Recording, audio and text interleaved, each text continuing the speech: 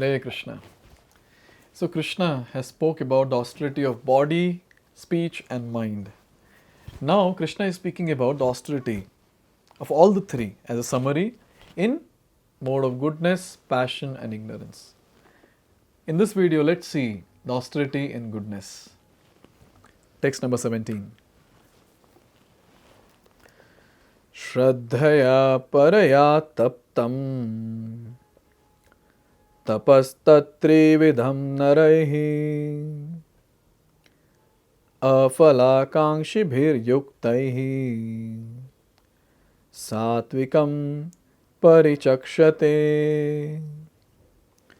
So here Krishna is saying tapas tat trividham, this threefold austerity, Shraddhaya paraya taptam, performed with transcendental faith by Naraha or Narahi, by men, afalakankshibhir, without any expectation of material benefits, but yuktahi, but engaged in austerity only for the sake of Supreme. Satvikam parichakshate is called austerity in goodness. Now I'm sure you all might have understood anything that is done in goodness is done with a particular mood, right? And what is that mood?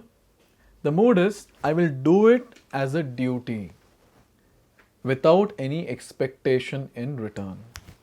This is the mood of a person who is working in the mode of goodness. So now in the austerity also, the person is doing the austerity of body, speech and mind. He is following that. But he is not thinking, oh, if I do this, I'll get this. No. His mood is, I will do it as a duty. I'll do it for the sake of the Lord.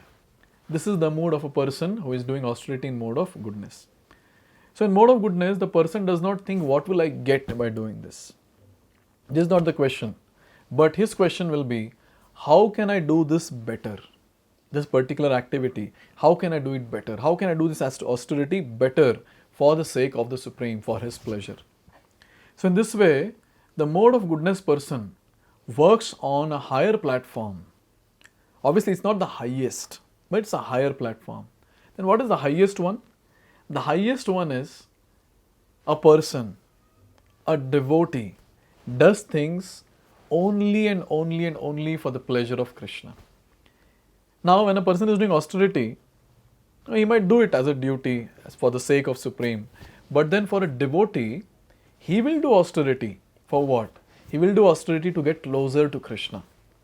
He will do austerity for the pleasure of Krishna. He will do austerity just so that with that step, every step of austerity, he will get closer to Krishna. So in the devotees circle, we do a very important austerity called Ekadashi. So Ekadashi comes twice in a month and devotees fast on this day. So fasting in Sanskrit is called as Upavas. Upa means near, Vas means to stay. So I always say this, stay near what? Not kitchen for sure on the day of Upavas. Upavas near the Lord. So we fast on that particular day to stay close to the Lord by doing more devotional activity. So this is an austerity of fasting. But then that particular austerity is used for what? To reduce the bodily needs and to increase the activities on the devotional platform. And anyone who does this Ekadashi is also called as Hari Vasara, a day which is meant to be close to Krishna or Hari. So when we do Ekadashi, scientifically also there are a lot of benefits because it's like fasting once in almost 15 days, so twice in a month. That's a very good way to keep the body fit.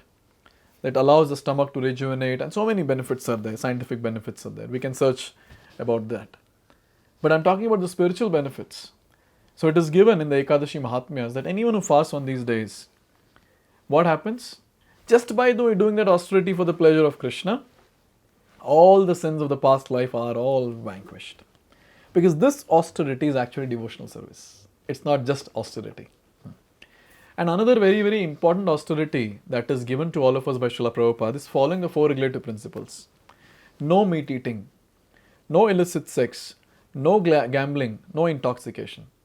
So when we follow this, we are actually following the instruction of the Acharya, and this is a very nice transcendental austerity.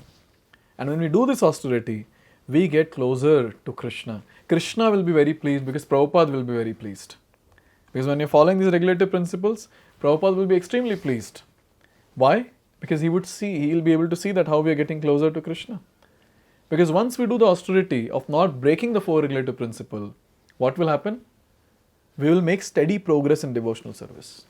If we break the four regulative principle, it is like we have a dry wood, we are trying to lit fire, that is doing devotional service. But now when we do some activity which breaks the four regulative principle, it's like putting water on that fire. The wood will never burn. So in this way, the austerities which are done for the pleasure of Krishna are on the devotional platform, and when we do that austerity on the devotional platform, with every step in the austerity, we get closer to Krishna. So in this way, such austerities are considered to be higher than the austerities in the mode of goodness. So in this way, Krishna has spoken about the austerities in the mode of goodness, and we also understood the austerities on the devotional platform. Now let's understand about the austerities in passion and ignorance in our next videos. Hare Krishna.